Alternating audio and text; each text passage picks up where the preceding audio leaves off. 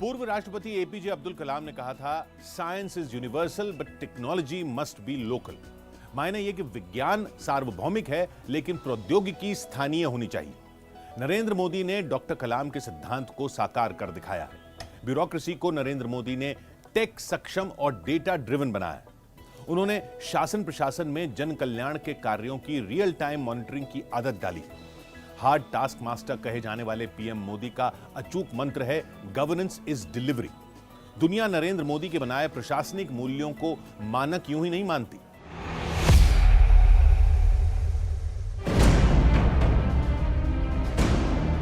आप किसी भी सरकारी सिस्टम से असंतुष्ट हैं तो इसकी सीधी शिकायत सरकार से संभव है। करप्शन हो, सरकारी काम में लापरवाही हो या फिर काम में लेट लतीफी, आपकी फरियाद सीधे पीएम मोदी तक पहुंचेगी। माईगव और सीपी ग्राम्स ऐप इसी काम के लिए बनाए गए हैं। जिन विभागों की शिकायत की जा सकती है उन्हें भी जान लीजिए।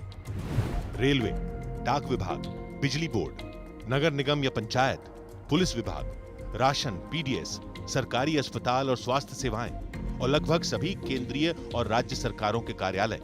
शिकायत दर्ज हुई तो 30 से 45 दिन के अंदर समाधान की समय सीमा तय है। ऐसी पारदर्शी व्यवस्था गिने चुने देशों में है। इससे कर्मचारी से अधिकारी तक की जवाबदेही तय होती है। इस वर्क कल्चर से ब्यूरोक्रेसी में जबरदस्त बदलाव आया।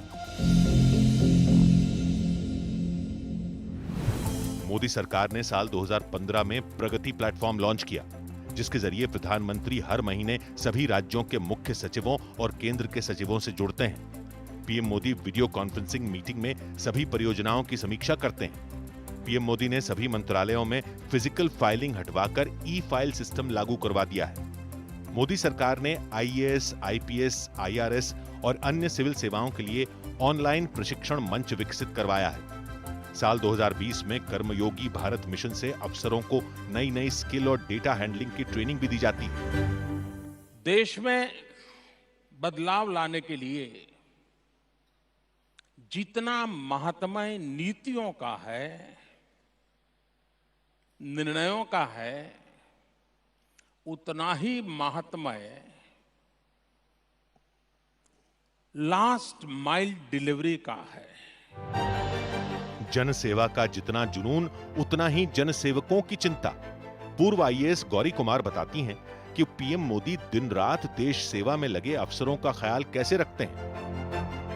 सिविल सर्विसेज डे में कहने लगे कि आप लोग जब घर जाते हैं तो अपनी पत्नी और बच्चों का ध्यान रखते हैं, उनसे हालचाल पूछते हैं।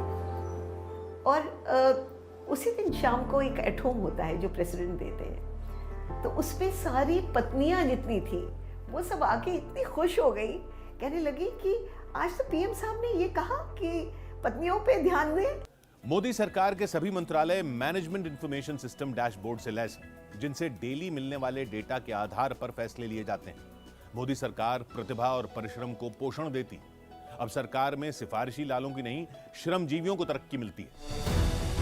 शासन प्रशासन में आत्ममंथन को नरेंद्र मोदी की देन कहा जाता है। साल 2014 से इसकी नए सिरे से शुरुआत हुई, जिसे चिंतन शिविर का नाम दिया गया। यह परंपरा केंद्र से लेकर राज्य सरकारों तक पहुंची।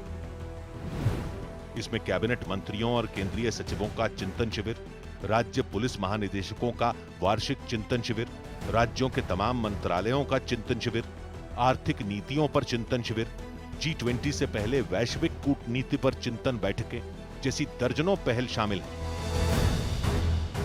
साल 2021 के पुलिस महानिदेशकों के सम्मेलन को पूरी तरह डिजिटल और पेपरलेस रखा गया।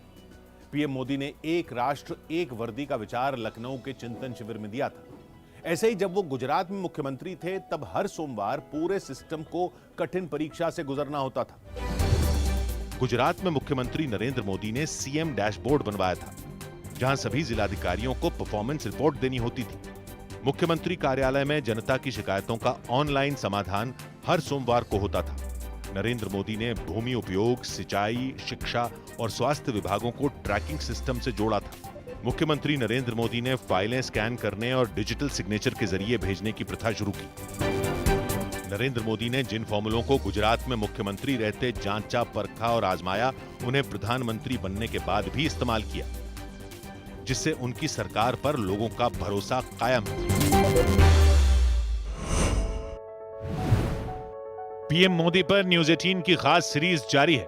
कल रात 10:10 पर देखना ना भूलें।